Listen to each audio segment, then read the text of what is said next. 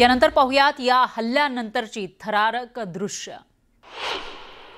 स्फोटानंतरची ही 10 थरारक दृश्य आपण बघू शकतोय। स्फोटानंतरची इमिजिएटली नंतरची म्हणजेच संध्याकाळी 7:12 ही दृश्य आहेत। हल्ल्याच्या सुमारे 15 मिनिटांनंतरची ही दृश्य।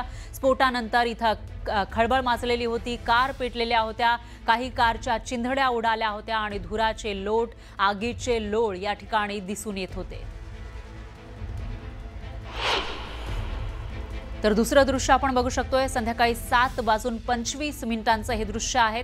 स्फोटानंतर कारला भीषण आग लागल्याचं दिसतंय आणि स्थानिकांमध्ये घबराट पसरलेली होती, कारण स्फोट झाला तेव्हा मोठा आवाज झाला, त्याच्यामुळे बराच वेळ लोकांना कळालं नाही नेमकं काय झालं। मात्र जेव्हा कळालं त्यावेळेला समोर अशा पद्धतीनं आगीचे लोळ त्यांना दिसत होते। त्यानंतरची ही दृश्य आपण बघू शकतोय। स्फोटानंतर धुराचे लोट पसरलेले होते, परिसरामध्ये धूर पसरलेला होता। लाल किल्ला परिसर हा हादरलेला होता। तर लाल किल्ल्यापासून अगदी 400-500 मीटर अंतरावर हा स्फोट झाला आणि त्यानंतर सगळीकडे फक्त धूर दिसत होता, तर काही कार या पेटत होत्या।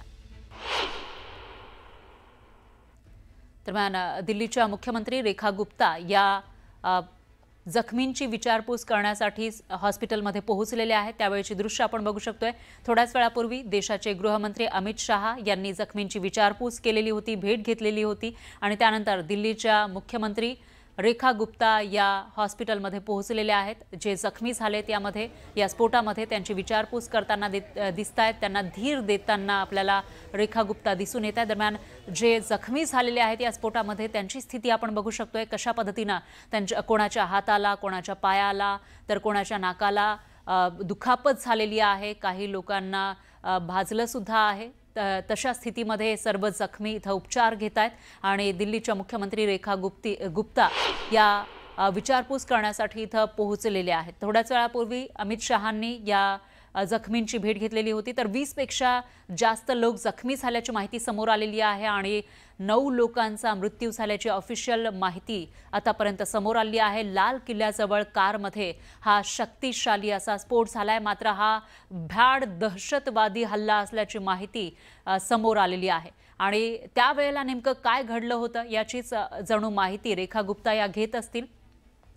यानंतर अधिक माहितीसाठी आपले प्रतिनिधी प्रशांत लीला रामदास हे थेट दिल्लीवरून आपल्यासोबत जोडले गेले आहेत।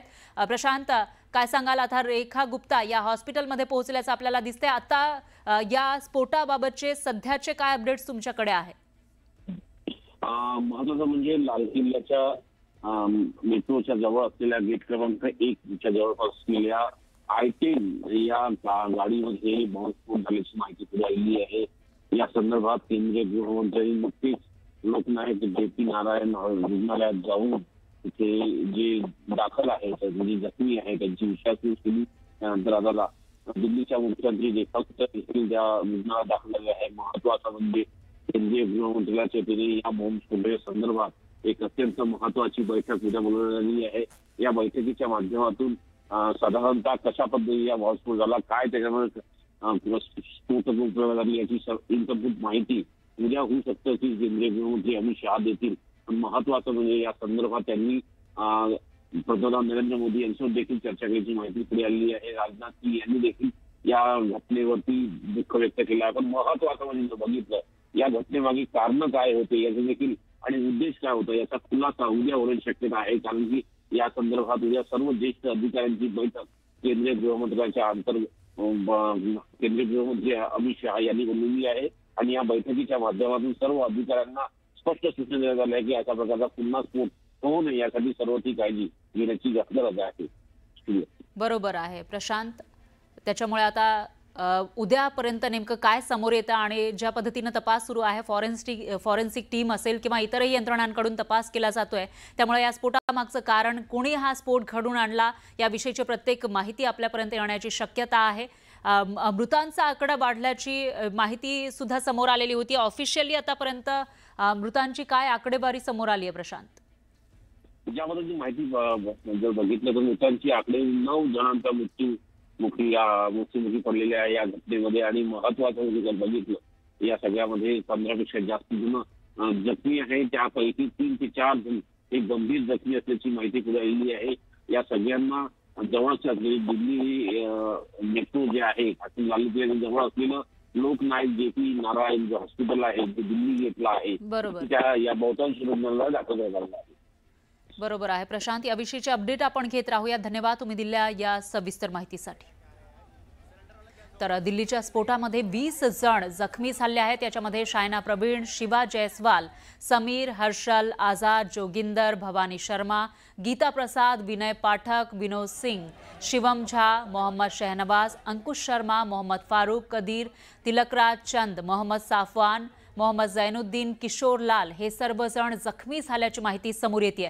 तर हे सर्वजण नेहमीप्रमाणे या रस्त्यावरून चाललेले असतील. कोणी गाडीमध्ये असेल, कोणी रस्त्यावर असेल, कोणी दुचाकीवर असेल, कोणी रिक्षामध्ये असतील. मात्र ही वाहनं या स्फोटाच्या चपाट्यात सापडली आणि त्याच्यानंतर 20 जण हे जखमी झालेले आहे. तर 9 लोक मृत्युमुखी पडल्याची माहिती समोर आली आहे. जे जखमी झाले त्यांची नावं आपल्याकडे आहेत. विनोद सिंग, शिवम झा, मोहम्मद शहनवाज हे या स्फोटामध्ये जखमी झाले आहेत. अंकुश शर्मा, मोहम्मद फारूक, कादीर, त्याचबरोबर तिलकराज चंद हे सुद्धा जखमी झाल्याची माहिती आहे. मोहम्मद साफवान, मोहम्मद जैनुद्दीन, किशोर लाल हेही या स्फोटामध्ये जखमी झालेले आहेत. जखमींची ही नावं समोर आली आहेत. त्याचबरोबर जे मृत्युमुखी पडले त्यांची ओळख पटवण्याचं काम सध्या सुरू आहे आणि त्यापैकी दोघांची ओळख पटल्याची माहिती समोर आलेली आहे. एक उत्तर प्रदेशचा राहणारा आहे तर दुसरा दिल्लीचा असल्याची माहिती आहे. दरम्यान दिल्लीच्या लाल किल्ल्याजवळ झालेल्या भीषण कार स्फोटाचा सर्व दृष्टीनं तपास सुरू असल्याचं केंद्रीय गृहमंत्री अमित शहा यांनी थोड्याच वेळापूर्वी सांगितलंय. दिल्लीच्या सुभाष मार्ग सिग्नलजवळ I-20 हुंडाई कारमध्ये स्फोट झाल्याची माहिती अमित शहांनी दिली. तर या स्फोटानंतर वरिष्ठ पोलीस अधिकाऱ्यांशी चर्चा केल्याचंही अमित शहांनी सांगितलंय. या स्फोटाप्रकरणी सर्व शक्यतांचा तपास करणार असल्याचं ते म्हणाले. दरम्यान या स्फोटानंतर केंद्रीय गृहमंत्री अमित शहा यांनी लोकनायक रुग्णालयामध्ये जाऊन जखमींची विचारपूस केली. तसंच स्फोट झालेल्या ठिकाणाचाही केंद्रीय गृहमंत्री अमित शहांनी आढावा घेतला.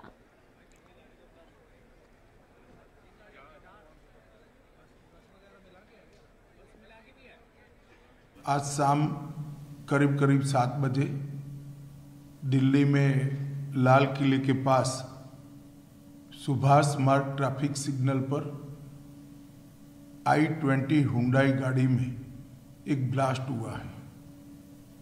ब्लास्ट के कारण आसपास की कुछ गाड़ियां और कुछ मार्ग पर जा रहे लोग भी इंजर्ड होने के समाचार हैं। प्राथमिक सूचना जो मिली है उसमें कुछ लोग हताहत भी हुए हैं। आसपास के स्थान के सभी सीसीटीवी कैमरा और बाकी सब चीज़ों की जांच के आदेश दे दिए गए हैं। मेरी सीपी दिल्ली से भी बात हुई है, स्पेशल ब्रांच